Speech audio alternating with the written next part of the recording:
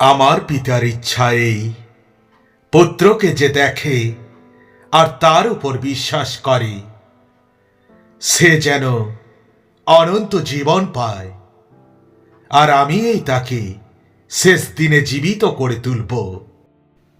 কারণ সবাই পাপ করেছে এবং ঈশ্বরের প্রশংসা পাবার অযোগ্য হয়ে পড়েছে।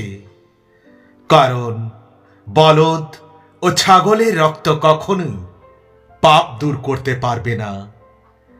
কেউ আমার প্রাণ আমার কাছ থেকে নিয়ে যাবে না, কিন্তু আমি নিজেই তা দেব। পাপ যে বেতন দেয় তা মৃত্যু, কিন্তু ঈশ্বর যা দান করেন তা প্রভু যীশুখ্রিস্টের মধ্য দিয়ে অনন্ত যে জীবন। ঈশ্বর মানুষকে এত ভালোবাসলেন যে তার একমাত্র পুত্রকে তিনি দান করলেন, যে কেউ সেই পুত্রের উপরে বিশ্বাস করে সে বিনষ্ট না হয়, কিন্তু অনন্ত জীবন পায়। সরু দরজা দিয়ে তোমরা ঢোকো, কারণ যে পথ ধ্বংসের দিকে নিয়ে যায় তার দরজাও বড় এবং রাস্তাও চওড়া, কিন্তু জীবনে প্রবেশ করার দ্বার সংকীর্ণ ও পথ দুর্গম, আর খুব কম লোকেই তার সন্ধান পায়। যদি তুমি যিশুকে প্রভু বলে মুখে স্বীকার করো এবং অন্তরে বিশ্বাস করো যে ঈশ্বর তাকে মৃত্যু থেকে জীবিত করে তুলেছেন, তবেই তুমি পাপ থেকে উদ্ধার পাবে।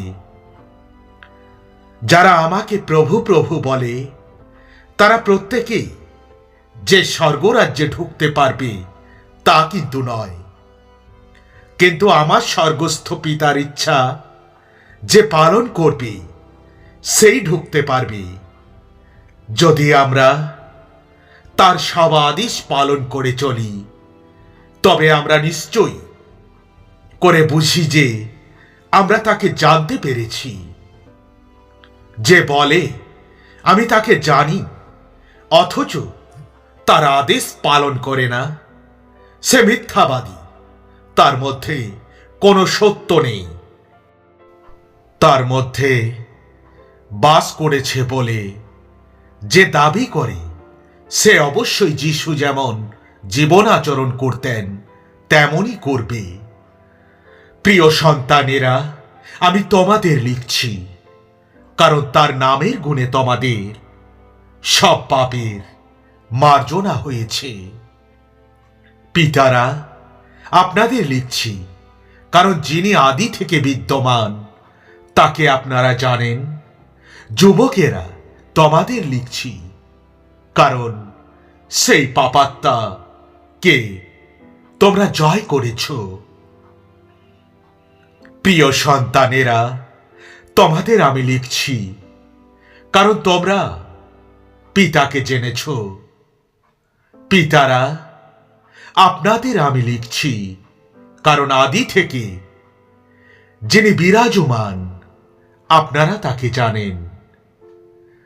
যুবকেরা, তোমাদের লিখছি আমি, কারণ তোমরা বলবান আর তোমাদের মধ্যে ঈশ্বরের বাক্য বিরাজিত, এবং তোমরা সেই পাপাত্মাকে জয় করেছ। জগৎকে বা জাগতিক কোনো কিছুই তোমরা ভালোবাসো না। কেউ যদি জগৎকে ভালোবাসি, তাহলে পিতার ভালোবাসা তার অন্তরে কিন্তু নেই। কারণ এ জগতের সমস্ত বিষয় পাপী মানুষের শারীরিক অভিলাষ, চোখের অভিলাষ ও জীবনচর্চার গর্ব পিতা থেকে নয়, কিন্তু জগৎ থেকে উদ্ভূত। আর জগৎ ও তার কামনা বাসনা বিলুপ্ত হবে, কিন্তু যে ব্যক্তি ঈশ্বরের ইচ্ছা পালন করে সে চিরকাল জীবিত থাকবে। কারণ কেউ যে ধ্বংস হয়ে যায় এটা তিনি চান না, বরং সব যেন পাপ থেকে মন ফিরায়, এটাই তিনি চান। তোমরা যদি আমাকে ভালোবাসো, তবে আমার এই সমস্ত আদেশ তোমরা পালন করবে। God bless you.